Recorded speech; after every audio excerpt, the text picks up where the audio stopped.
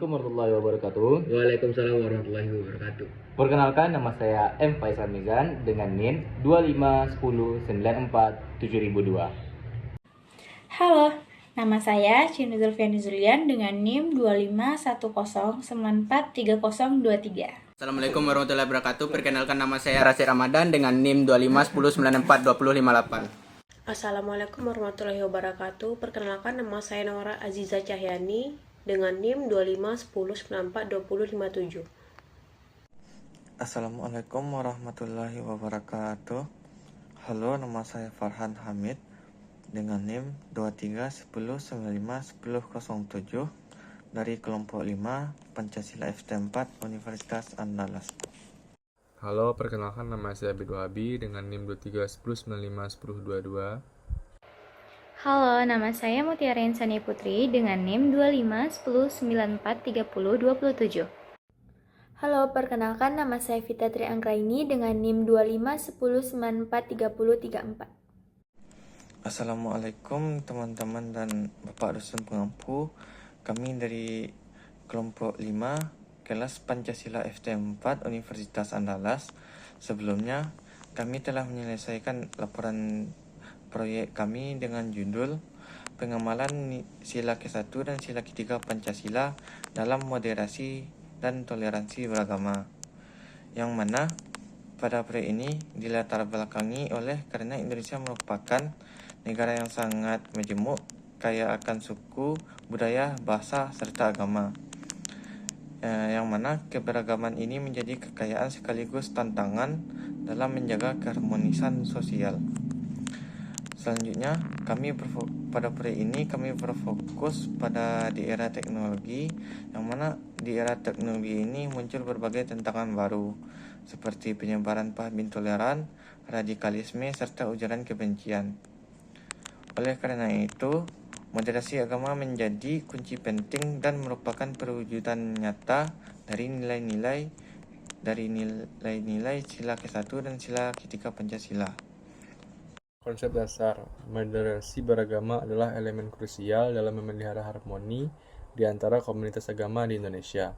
Tujuannya adalah menciptakan sikap dan praktik beragama yang moderat dan toleran, serta menghindari sikap ekstremisme dan fanatisme yang dapat menimbulkan konflik. Sementara itu, toleransi mencakup masalah-masalah keyakinan, di mana setiap orang itu diberi kebebasan untuk memeluk dan meyakinkan agama yang dipilihnya sendiri. Moderasi beragama membawa pengaruh positif dan menjaga kerukunan antara umat beragama dan memeratkan kebinekaan. Sejalan dengan semangat Bhinneka Tunggal Ika, moderasi ini juga menjadi strategi kebudayaan dalam merawat keindonesiaan di tengah negara yang multikultural. Sila pertama, ketuhanan Yang Maha Esa adalah landasan utama dalam moderasi beragama. Sila ini adalah bentuk pengakuan bangsa Indonesia terhadap Tuhan Yang Maha Esa sebagai pencipta alam semesta. Karena sila ke-1, sila ini memberikan pengakuan dan kebebasan beragama bagi setiap warga negara. Artinya tidak ada unsur paksaan bagi siapapun untuk memeluk agama. Negara membolehkan setiap warga negara memeluk agama apapun tanpa paksaan. Perwujudannya adalah membentuk kebersihan hidup yang saling menghormati dan menghargai setiap umat beragama. Sila ini mengajarkan bahwa setiap warga negara berhak memeluk agama dan beribadah sesuai keyakinannya tanpa diskriminasi. Selanjutnya adalah sila ketiga, yaitu Persatuan Indonesia. Sila ini menekankan pentingnya menjaga keutuhan bangsa dengan menghormati perbedaan serta menempatkan kepentingan nasional di atas kepentingan kelompok ataupun golongan. Nilai persatuan dalam sila ketiga memiliki hubungan erat dengan moderasi beragama. Komitmen dalam menjaga persatuan adalah bagian integrasi dari moderasi beragama.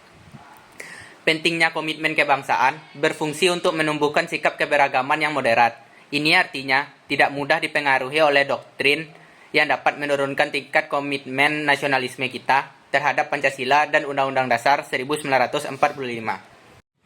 Contoh implementasi di masyarakat, contoh keharmonisan pengamalan sila pertama dan sila ketiga itu tercermin nyata di Desa Mojorejo, Kota Batu. Desa ini ditetapkan sebagai desa yang sadar akan kerukunan umat beragama.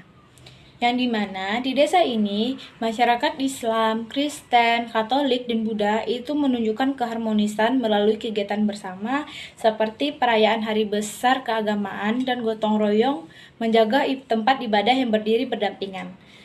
simbol toleransi seperti Punden Bok Terminah dan Vihara Dhammadippa Arama menjadi bukti nyata bahwa perbedaan keyakinan justru memperkuat solidaritas.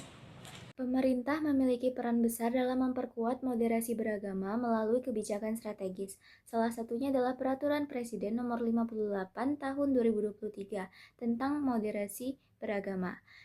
Kementerian Agama juga meluncurkan program Catur Aksi bagi ASN yang berlandaskan pada 4 nilai utama, yaitu komitmen kebangsaan, toleransi, anti kekerasan, dan juga penerimaan terhadap budaya lokal. Selain itu, sikap moderat tercermin dalam penanganan kasus pelarangan ibadah di Padang pada Juli 2025. Pemerintah Kota Padang dan PGI memilih menempuh langkah hukum dan mengedepankan dialog, yang merupakan wujud implementasi sila ke-1 dan penolakan kekerasan sila ke-3. Selanjutnya yaitu tantangan di era digital. Tantangan utama moderasi beragama menghadapi tantangan besar di era digital. Salah satunya adalah maraknya penyebaran ujaran kebencian dan intoleransi di media sosial, seringkali melalui konten provokatif atau berita palsu. Kelompok radikalisme. Kelompok radikal juga memanfaatkan dunia maya untuk menyebarkan ideologi ekstrim, menargetkan generasi muda dengan konten yang dibungkus narasi keagamaan, sehingga mengancam kerukunan. Kelompok polarisasi dan literasi. Algoritma media sosial menciptakan polarisasi sosial dan echo chamber yang memperkuat pandangan seseorang dan membuatnya sulit menerima perbedaan. Hal ini diperparah dengan kurangnya literasi digital dan pemahaman keagamaan. Harus meningkatkan literasi digital dan keagamaan untuk mencegah penyalahgunaan teknologi informasi agar mampu memilah informasi dan mengenali hoaks. Selain itu, kita perlu bersikap kritis dengan cek fakta sebelum membagikan informasi, menjadikan situs resmi sebagai sumber verifikasinya. Dan mahasiswa dan generasi muda dapat menjadi agen perubahan dengan menciptakan konten positif yang menumbuhkan semangat toleransi dan cinta tanah air. Penting juga untuk beretika dalam berdiskusi dan berkomentar, menghindari kata-kata yang menghina dan ataupun menyinggung perasaan lainnya. Jadi kesimpulannya, sebagai generasi muda, generasi intelektual, mahasiswa memiliki tanggung jawab moral untuk menjadi pelopor moderasi beragama dan menyebarkan pesan perdamaian. Moderasi beragama bukan hanya tanggung jawab pemerintah, tetapi juga merupakan kewajiban kita sebagai warga negara untuk menciptakan kehidupan yang harmonis. Demikian persentasenya kami. Terima kasih. Mohon maaf pada kesalahan telah dalam penyampaian dan cukup sekian. Terima kasih.